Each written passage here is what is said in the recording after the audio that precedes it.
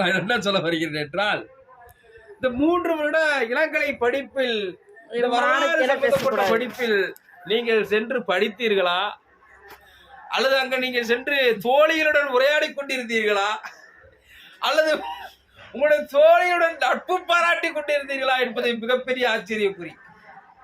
நீங்கள் class question என்று கேட்கும் பொழுதே நீங்கள் உங்களுடைய கல்லூரியில் என்ன படித்தீர்கள் என்பது இங்கே விளங்கப்படுகிறது. ஆக மல்லிகை, இரக்கமான மல்லிகையே, உங்களுடைய பேர் ஜாஸ்மின் மெர்சி, அதை நான் தமிழ ஆக்கப்படுத்தினால் உங்களுடைய பேர் இரக்கமான மல்லிகை. நான் இதற்கு முன்பதாக மதுரை மல்லி கேள்விப்பட்டிருக்கிறேன், செண்டு மல்லி கேள்விப்பட்டிருக்கிறேன், அடுக்கு மல்லி கேள்விப்பட்டிருக்கிறேன். ஆனால் இரக்கமான மல்லி நீங்கள் என்று உங்களுக்கு எவன் பேர் வைத்தாரோ, எவர் பேர் வைத்தாரோ, சற்று திருத்திக் கொள்ளுங்கள், ஏதோ உணர்ச்சி வசப்பட்டு விட்டேன். அவருக்கு நான் கைகள் கழுத்துகளில் தங்க ஆபரணங்களை பரிசாக வழங்க வேண்டும் என்று நான் நினைக்கிறேன். ஜாஸ்மின் அவர்களே,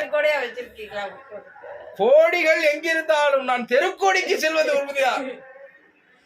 இரக்கமான மல்லிகைக்கு, என்னுடைய இணக்கமான இந்த மல்லிகைக்கு 25 ஆண்டுகள், 24 ஆண்டுகளை கடந்து 25ஆம் ஆண்டிலே பிறந்த தினத்தை கொண்டாடுவதற்கு என்னால் முடிந்தது இந்த வாழ்த்து செய்தியை மட்டும் நான் கூற முடியும்.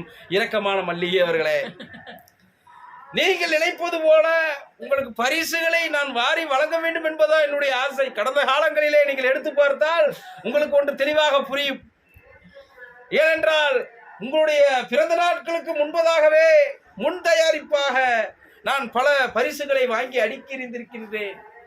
ஏன், நாம் போன வருடம் காந்தி நகரிலே வசித்துக் கொண்டிருக்கும் பொழுது உங்களுக்கு தெரியாமல் 10 பரிசுகளை நான் உங்களுக்காக அந்த பரிசு பேப்பர்களிலே, அதாவது காகிதத்திலே உங்களுக்கு சுற்றி நான் உங்களுக்கு ஆனந்த அதிர்ச்சி விருந்தை உங்களுக்கு கொடுத்திருக்கிறேன். அதை நீங்கள் மறந்து விடக்கூடாது ஜாஸ்மின் அவர்களே.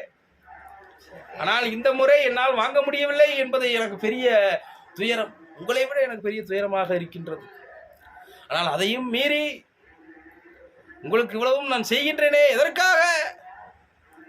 உங்களிடம் இருக்கக்கூடிய காசை, அந்த பணத்தை நான் களவாடி சென்று உங்களுக்கு அந்த பரிசை வாங்கி கொடுத்தால் நீங்கள் சந்தோஷப்படுவீர்களா? இல்லை, நான் உங்களை பார்த்து விட்டு கேட்கிறேன், அதை நான் களவாடி சென்று உங்களுக்கு தெரியாமல் அந்த பரிசை வாங்கி கொடுத்தால் நீங்கள் சந்தோஷமாக ஏற்றுக்கொண்டிருப்பீர்களா? உங்களுடைய மணாளன் மிகப்பெரிய ஒரு கல்வனா